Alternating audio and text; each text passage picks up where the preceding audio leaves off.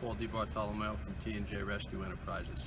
Just want to take a couple of minutes to go over the measuring procedures to properly size your hydraulic spreader for the TL9 stabilizer. We currently have 10 models in service, Model A through Model I, and each model steps down about 1/8 of an inch. So the measurement that we receive from you is fairly important so that we can size our device to your particular spreader. Right? So the best way to do this, if you have removable tips, you can take it off the device. And for instance, here I have a Homatro tip. Homatro tips are a little unique because they're tapered. They're wide at the base and they thin out towards the end of the tip. So what I would do here is take 3 measurements on this particular tip. I'd go right down to the end. What I try to do though, as you'll see, is start my measurement right at the 1-inch mark. A lot of times if the end tab is bent one way or the other, you're going to get an inaccurate measurement, and we're working within a 1/16 of an inch sometimes, so we want to be as accurate as we can. So I lay that 1-inch mark right on the edge of the tip, and I come across and I see at the bottom, right, the end of this tip, I'm at about 1 5/8. Then I can come up to the middle, same deal. I set that right at the 1-inch mark, and I can see that I've gone out to about 1 7/8. All right, so with this Homatro tip, this right here is probably the most critical measurement for us. This is at the base of the tip where it attaches to the arm. And as we see, this is where it's the widest. As I said, these taper, right? So I've got that 1-inch mark lined up right with the edge, and we can see the other side, we're just under 2 inches, all right? Just under, maybe a 1/16 under 2 inches, all right? So this would probably be best suited for the A model TL9 stabilizer. The A model, the opening in the towers here is 2 1/8, all right? The B model is 2 inches.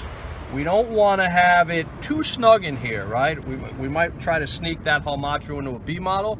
That would be a little too snug and the limit pin wouldn't travel. So seeing as that measurement there was just slightly below 2 inches, I would probably opt on the side of caution to match this Homatro tool up with our A model, right? We see that still fits in there snug.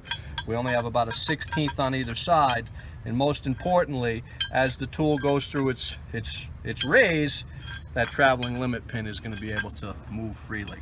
All right. Some of the other units out there, you know, how to measure those.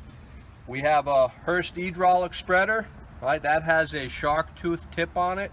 Okay, I know from numerous sales that we've had that the shark tooth tip and the conventional tip on the hydraulic is going to be, all right, I do my measurement, I'm at 1 5/8, okay? I'm measuring that shark tip pretty much at the base where it comes in contact with the arm, and we're at 1 5/8 inch there, okay? Our D model TL9 is spaced to 1 3/4. So we know that the hydraulic, whether it's shark tooth or conventional, is going to be best suited for that D model, all right? But that's how you go about that measurement. Starting right here at the base, the 1-inch mark, and we're getting that 1 5/8 there. That's critical for us. If you have a low pressure Hurst system, any system out there, this is how you're going to go about the measurement. You take a look at your tip. This tip looks fairly consistent throughout. I could take 3 measurements, right? I'm down here right at the end. Again, we are just under 2 inches. Middle, just under 2 inches. Down at the base, just under 2 inches, right? We're very close to 2 inches. So again, this low pressure Hurst would get our A model.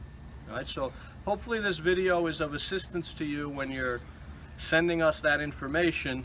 It is critical that we get it very specific. As we said, we're working at about 1/8 of an inch clearance for the unit to fit properly.